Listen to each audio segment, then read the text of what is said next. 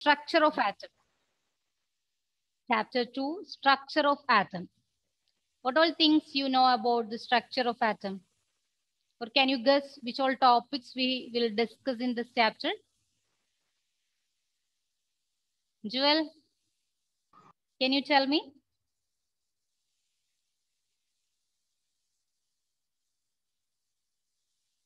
We'll study about structures of atoms Yes. and combinations of atoms.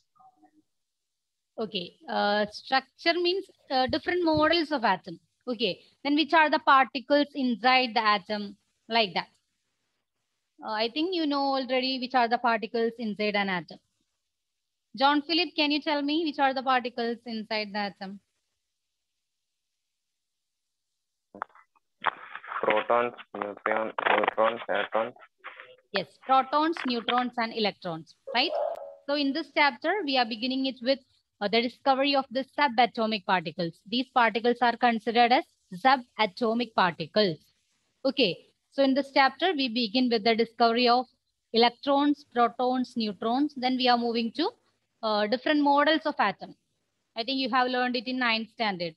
J.J. Thomson's model, Rutherford's atom model, Bohr model. But in this chapter, we are learning more details about this, each types of each model and these subatomic particles. Clear? Shall we start? Yes, ma'am. Okay. So chapter 2, structure of atom. Chapter 2, structure of atom.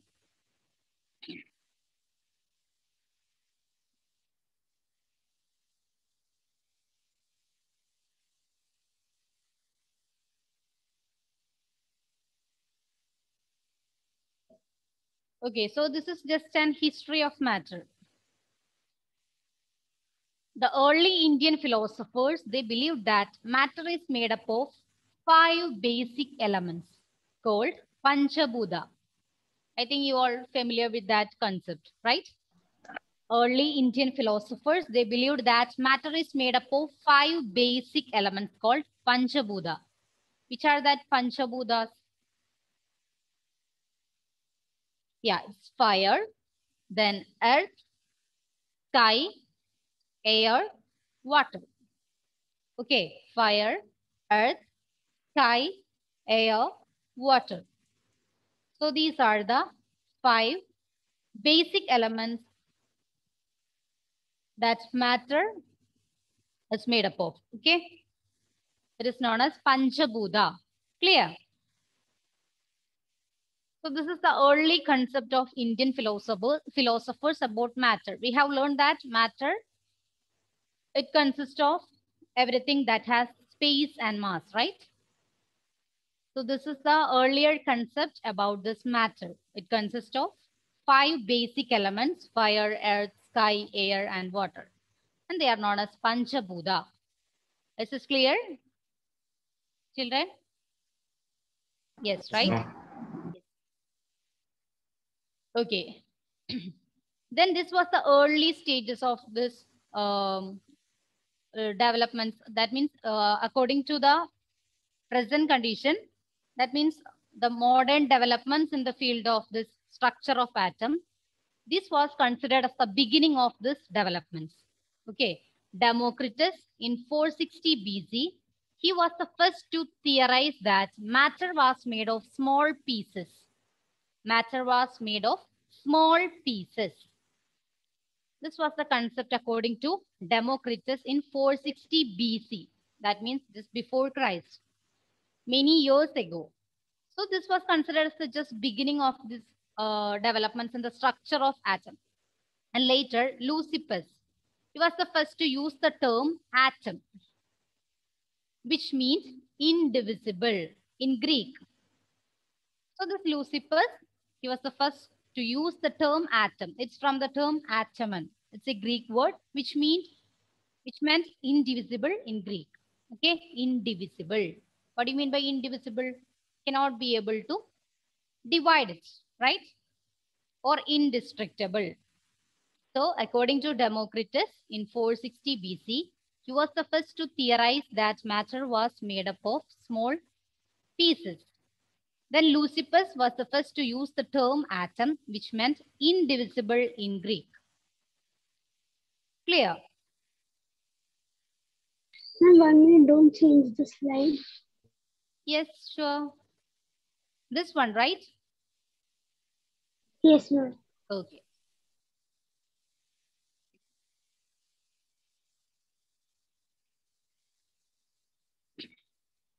Abhinav, can you please read the slide? Yes, ma'am. Democritus, 460 BC, was the first to theorize that matter was made up of small pieces. Yes. Leucippus was the first to use the term atom or atom, which meant indivisible in Greek. Yes. Then one more term that is from which this atom was derived, it is achomio. Okay, achomio. This also same meaning, non-divisible or non-cuttable.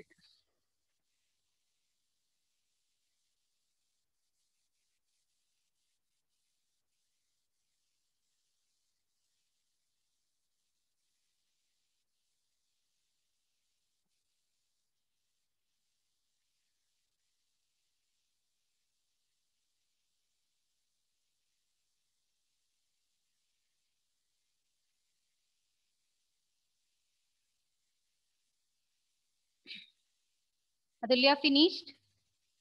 Yes, ma'am. Yes. Then we are directly moving to our this matter consists of tiny particles that you already know. Skip that one. Then the structure of atom. Indian and Greek philosophers in 400 BC, they considered atoms are the fundamental building blocks of matter. Okay. Indian and Greek philosophers in 400 BC, they considered atoms are the fundamental building blocks of matter. That's why atom is considered as indivisible or uncuttable particle. Okay, Indian and Greek philosophers, they considered atoms are the fundamental building blocks of matter. And according to them, atoms are indivisible. So the smallest indivisible particle is considered as atom at that time. Okay. And this word atom, I told you, it has been derived from the Greek word atomio, which means uncuttable or non-divisible. Uncuttable or non-divisible. So these all considered as just the beginning of this developments in the structure of atom. Okay. Democritus and Leucippus, they suggested certain idea. After then Indian and Greek philosophers also suggested that these atoms are the fundamental building blocks of matter, and according to them, atoms are indivisible. And this word atom is derived from the Greek word atomio, which means uncuttable or non-divisible. So there are different theories or different history based on this structure of atom. Okay, we already learned that this atom has been derived from one more word, atomon, right? It's also a Greek word, the same meaning. Here, it again states that this Greek word from atomio, same meaning, uncuttable or non-divisible. So these concepts are considered as the beginning of the structure of atom. This is clear, children?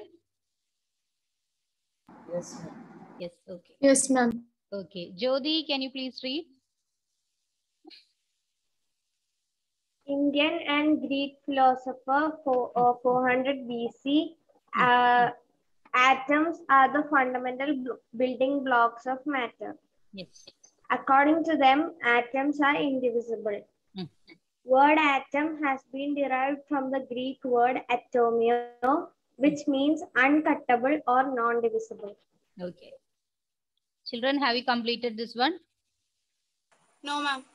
Okay.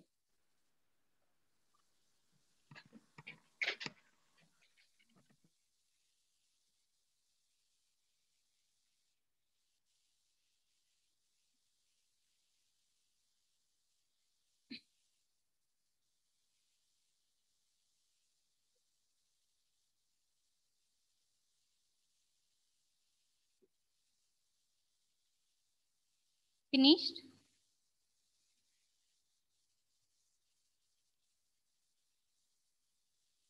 This was just considered as the beginning. Main portions are coming. So you can just read this portion to know how this structure of atom is developed in the early stages. Okay. Shall I move to next one? Yes. Okay.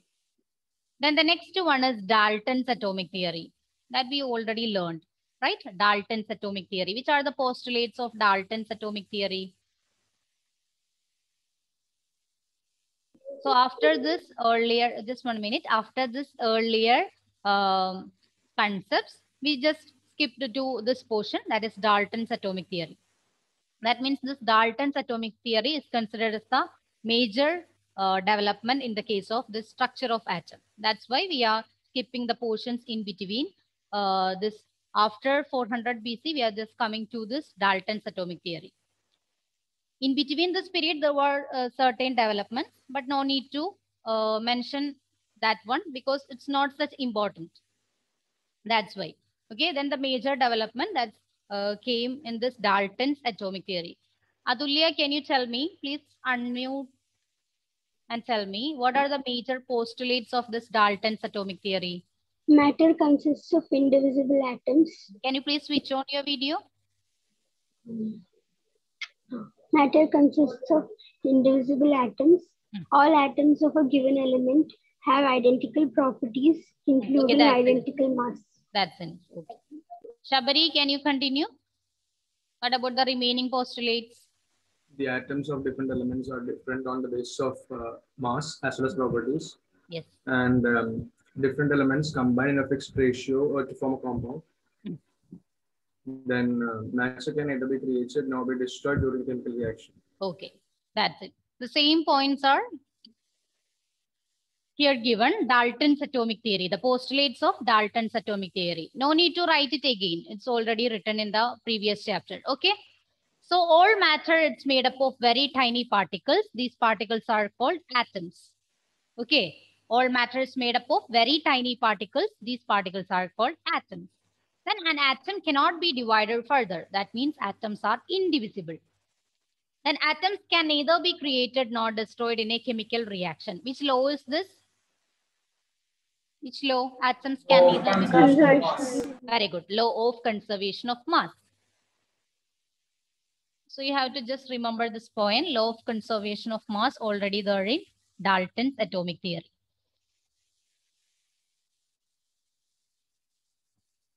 Okay, law of conservation of mass. Then the next point, all atoms of an element are identical in all respects, including mass, chemical properties, etc. That means atoms with the same element have same properties, including its mass. Then atoms of different elements have different masses and chemical properties. Okay. Then atoms of different elements combine in small whole number ratios to form compounds. Which law is this? Atoms of different elements combine in small whole number ratios to form compounds. Which law? Constant proportion. Very good. Law of constant proportion. What's the other name of this law? Definite composition. Yes, definite composition. Then one more name. Pooja, can you tell me? Law of constant proportion. Then law of definite composition. Yes, law of constant proportion, then law of definite composition, law of definite proportion. These are same laws. Okay. So here the atoms of different elements combine in small whole number ratios to form compounds. Then the last one, in a given compound, the relative number and types of atoms are also constant. Okay. So these are the main postulates of Dalton's atomic theory. No need to write again. You already know that. Malavika, can you please read this postulates once again? Malavika, Prabil. Yes, ma'am. All matter is made up of very tiny particles. These particles are called atoms. An atom cannot be divided further. That is, atoms are indivisible.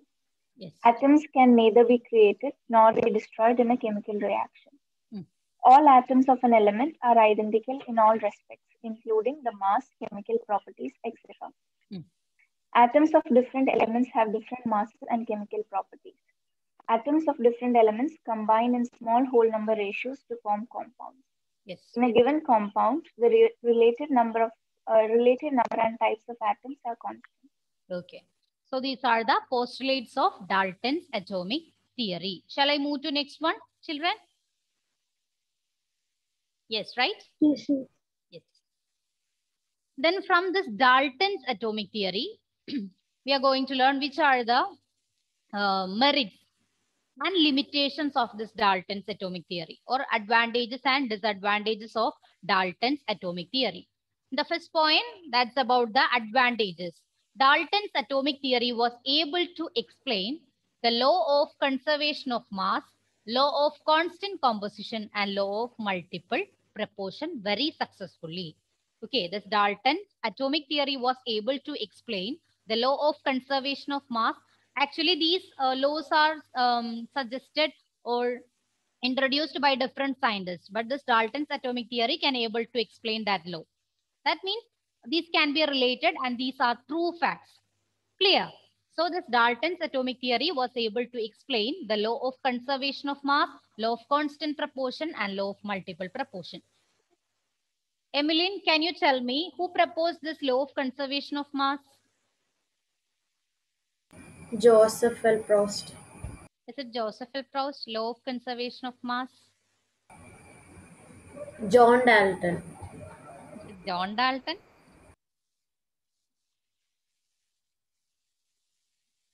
Anthony Lavoisier.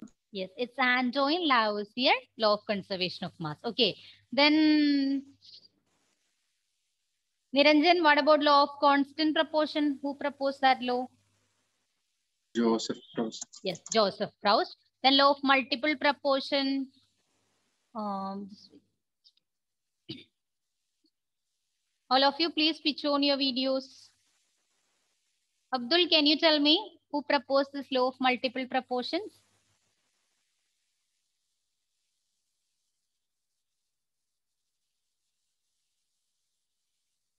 Do you remember? No. Abdul?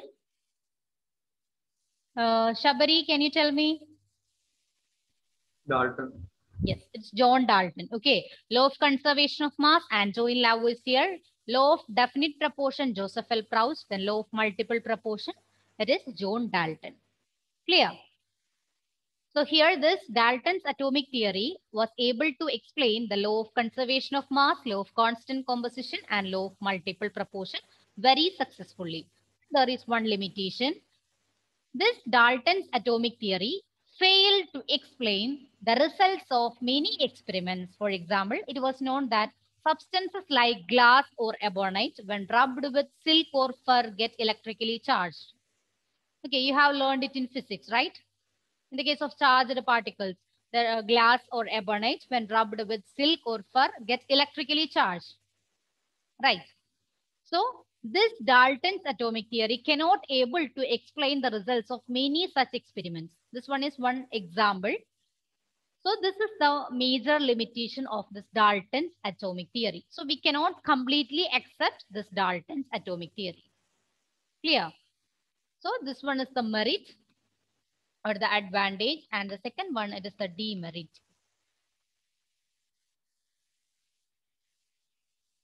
That's why due to this limitation, further developments take place in the field of this structure of atom. Okay, otherwise we can accept that Dalton's atomic theory, no more theories will develop. But due to the limitations of each theory, new theories were developed, and the structure of atom in the present condition formed. Okay, clear. So this was just considered as the beginning of this structure of atom. Any doubt in this Dalton's atomic theory? Anyone? Children? No, ma'am. Okay. Alantina, can you please read the slide? Yes, ma'am. Yes. Dalton's atomic theory was able to explain the law of conservation of mass, law of constant composition, and law of multiple proportion very successfully. It failed to explain the results of many experiments. For example, it was known that substances like glass or ebonite, when rubbed with silk or fur, get electrically charged. Okay. Shall I move to next one, children? No, ma'am. Okay.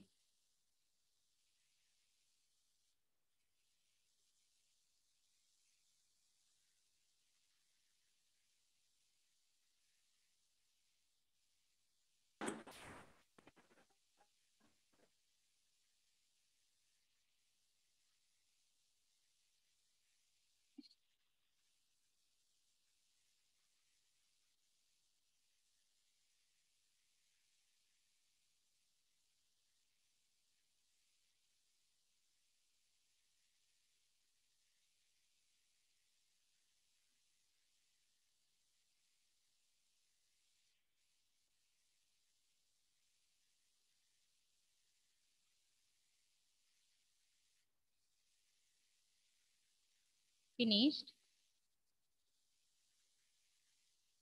Yes, ma'am. Okay. Then we are moving to the discovery of the subatomic particles. So we already know atoms are made of subatomic particles, electrons, protons, and neutrons. Okay.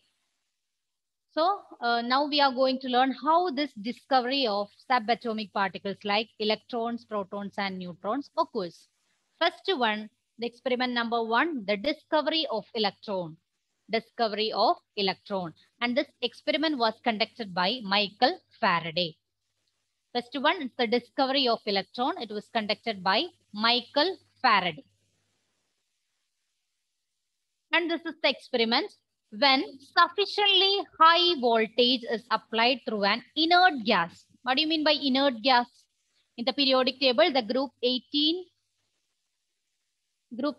consists of noble gases or inert gases. That means they are stable and they do not take part in any chemical reactions. Okay, they do not take part in any chemical reactions. So such elements are known as noble gases or inert gases. Example, helium, argon. Then which are the group 18 elements? Helium, neon, argon, xenon, krypton, etc. Okay, here we are just considering helium or argon. So when sufficiently high voltage is applied through an inert gas across the electrodes, current starts flowing through a stream of particles moving in the cathode ray discharge tube from the negative electrode to the positive electrode. These were called cathode rays or cathode ray particles. Before you write down this one, I will show the image of that setup. This is the cathode ray discharge tube experiment.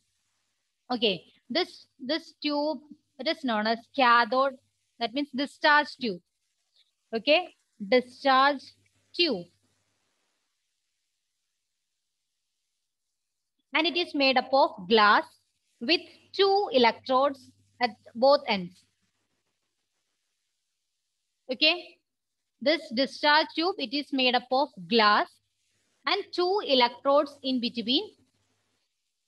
That means at the 2 ends, there are 2 electrodes. One is considered as cathode and the other one is anode. Negative charge, it is cathode, and the positive charge, it is anode. Clear? So this discharge tube, it is made up of glass with 2 electrodes at both ends. One has positive charge and the other one is negative charge. The positively charged one is anode and the negatively charged one is cathode. Clear? And here you can see one vacuum pump. What's the use of vacuum pump? Can you tell me, anyone? Vacuum pump. Yes? Can you tell me? Anyone? No other Vacuum. gases can enter. Yes, Aditya, once again. No other gases can be able to enter Yes, the tube. that means we can evacuate that tube. We can remove all that gases from that tube. That means it's already contains certain gases, right? Air is a mixture of gases. It's already contain air and certain gases are there. Just to remove all these gases from that tube, we are just using this vacuum pump by simply evacuating all gases. And we just filled it with helium and neon. Sorry, children, some issue with this board. That's why this camera is blinking. Okay. So this all other gases were evacuated using this vacuum pump and we just filled it with helium or argon. That means inert gases.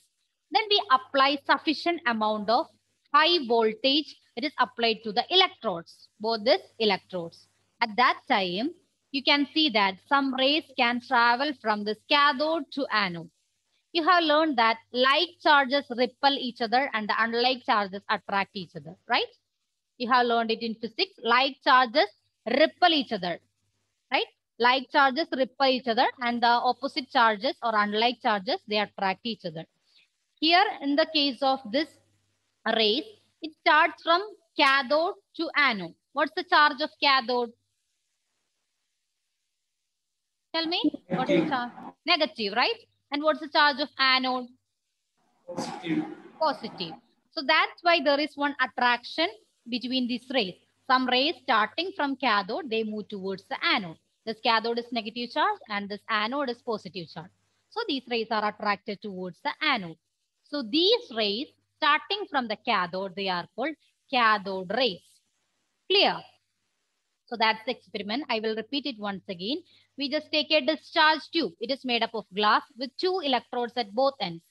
One electrode acts as anode and one electrode acts as cathode. Anode is positively charged and the cathode is negatively charged. When high voltage is applied across these electrodes, you can see that certain rays are moving from cathode to anode. These rays are called cathode rays. Okay. And they are starting from cathode. So definitely they are negatively charged and they are attracted towards positively charged anode. These cathode rays or these particles are later discovered as electrons. Clear? This is clear? Okay. Then you can write this one. When sufficiently high voltage is applied through an inert gas across the electrodes, current starts flowing through a stream of particles. Okay, when we are applying high voltage, certain rays are moving. That means that particles are charged particles. It's current. Okay, current starts flowing through a stream of particles moving in the cathode ray discharge tube from the negative electrode cathode to the positive electrode anode. These were called cathode rays or cathode ray particles. So this is the first experiment in the case of discovery of subatomic particles, especially electrons. So the first discovery is in the case of electron.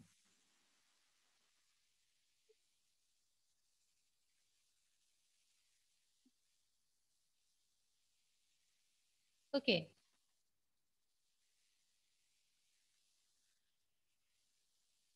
He stands for helium. Okay. He, helium. Then Ar, it is argon. Argon. They are considered as inert gases or noble gases, group 18 elements. So when sufficiently high voltage is applied through an inert gas across the electrodes, current starts flowing through a stream of particles moving in the cathode ray discharge tube. This discharge tube consists of cathode ray. It is known as cathode ray discharge tube. Okay. So it starts from the negative electrode cathode to the positive electrode anode. These were called cathode rays or cathode ray particles. So this experiment is known as cathode ray discharge tube experiment. And I told you about the vacuum pump. It's used to evacuate all other gases from that discharge tube and to fill it with helium or neon. Have you completed this slide, children? No. You have to write a little more fast because it's a very big chapter. You have to finish it. That's right.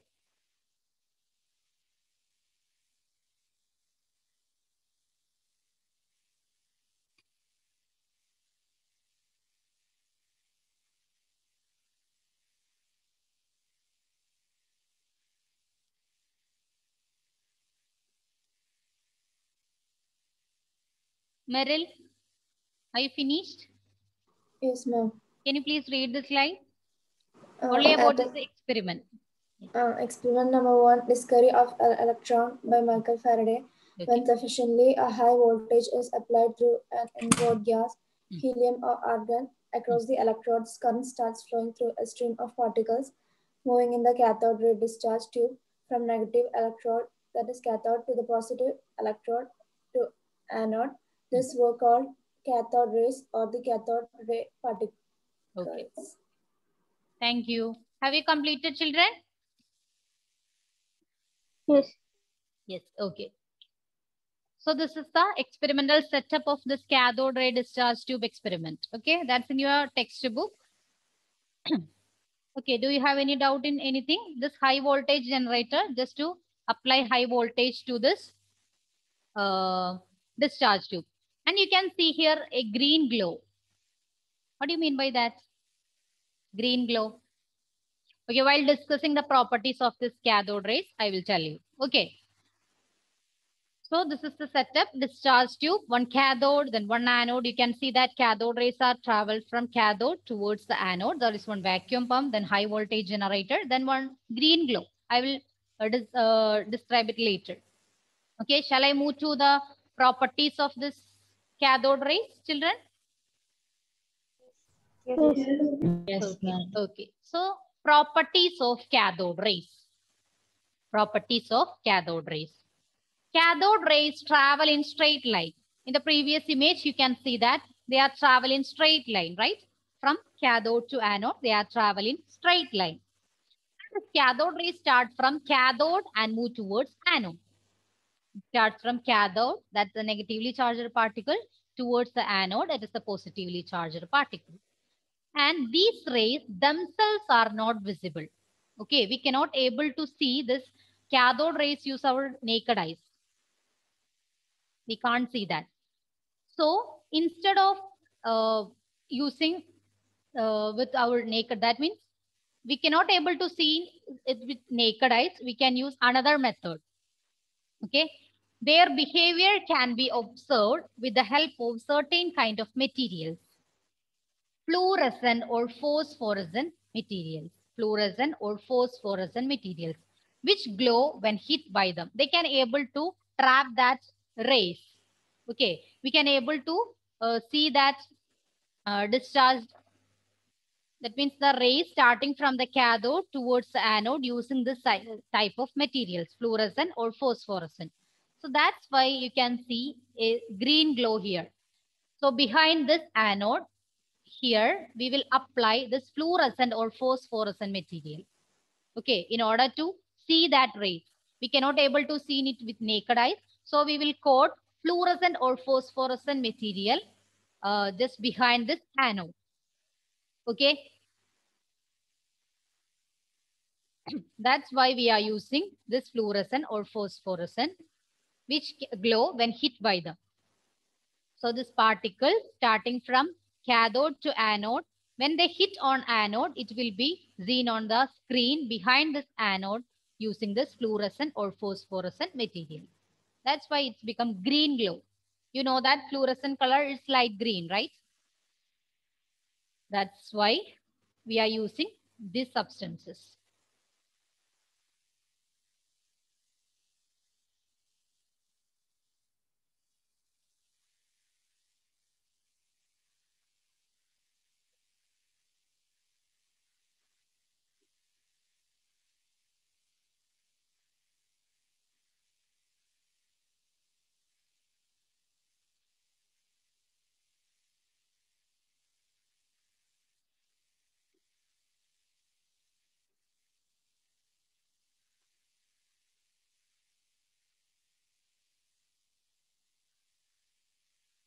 Aditya Dev, can you please read the slide?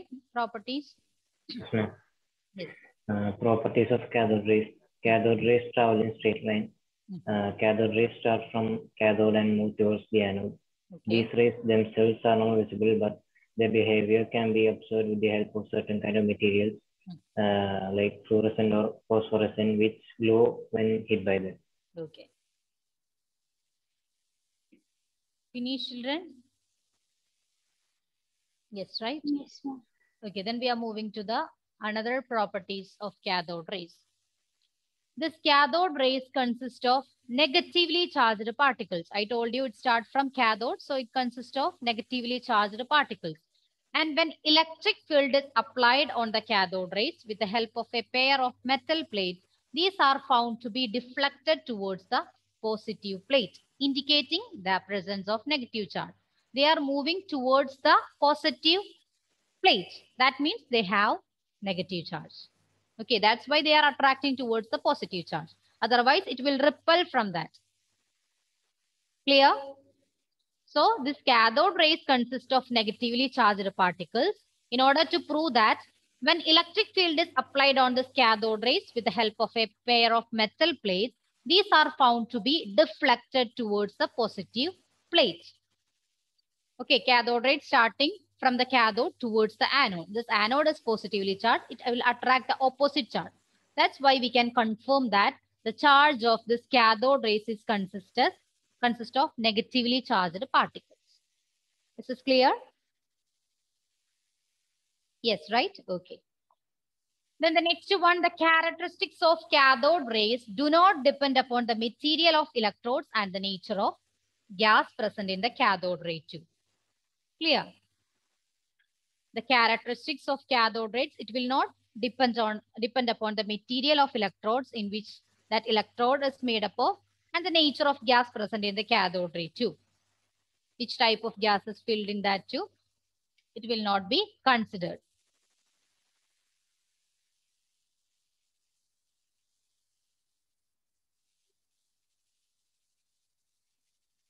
So in the beginning, I told you one point, the cathode rays travel in straight line, right? In the absence of electric and magnetic field, it will always travel in straight line. If there is application of electric field or magnetic field there, it will be deflected from that straight line. So in this previous point, you can add here in the absence of electric and magnetic field. Okay, in the absence of electric and magnetic field.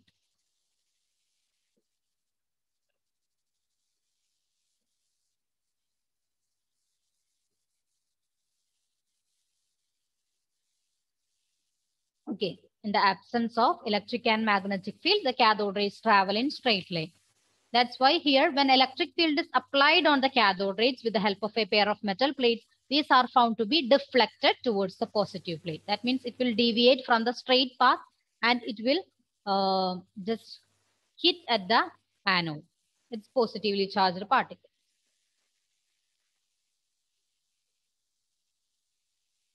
Finish?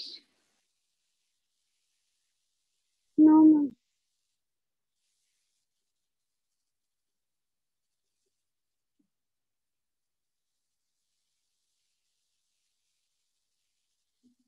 Just 1 minute. Okay.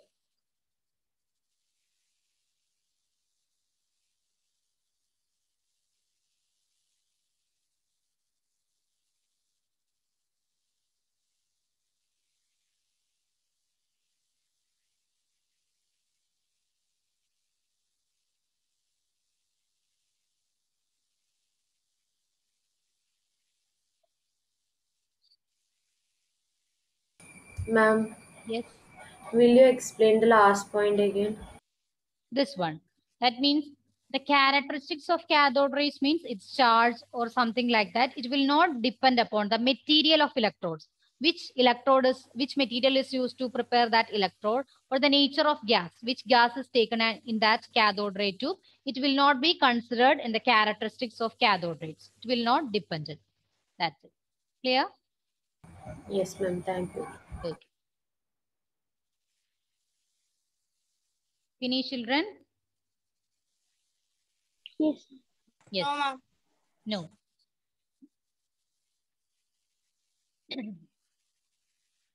So from this experiment, we can conclude that electrons are one among the subatomic particle of atom. You can write that. From this experiment, we can conclude that electrons are one among the subatomic particles of an atom.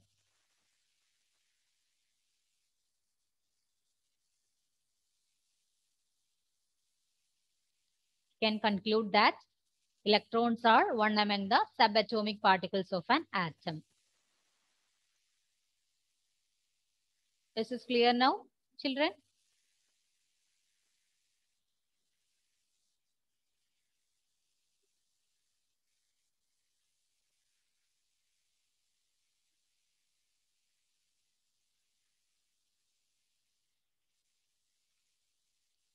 Can I stop sharing?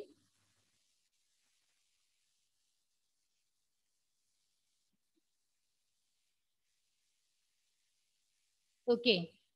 So do you have any doubt in this portion? Anyone, children? Nothing, right? So we can continue the next topic in the next class. Before that, just tell me, Gaia Mary, who discovered this discharge ray tube experiment? Cathode ray discharge tube experiment, Gaia? Michael Michael Faraday. Okay. Then Sarah, can we explain the arrangement of this cathode ray discharge tube experiment? Can you say it again? What are the arrangements are there in the cathode ray discharge tube experiment? It consists of a discharge tube, right? It's made up of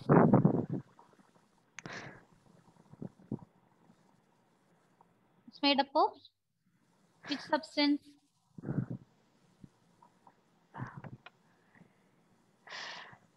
Cathode ray. Two electrodes are there in that glass tube, but this discharge tube, it is made up of which material? Stone, glass, which one? Glass. Glass, right? Okay. So this glass discharge tube, it is made up of glass with two electrodes there. What's the name of that electrodes, Navaneet? Sarah, that's enough. Navaneet, tell me. What's the name of that two electrodes?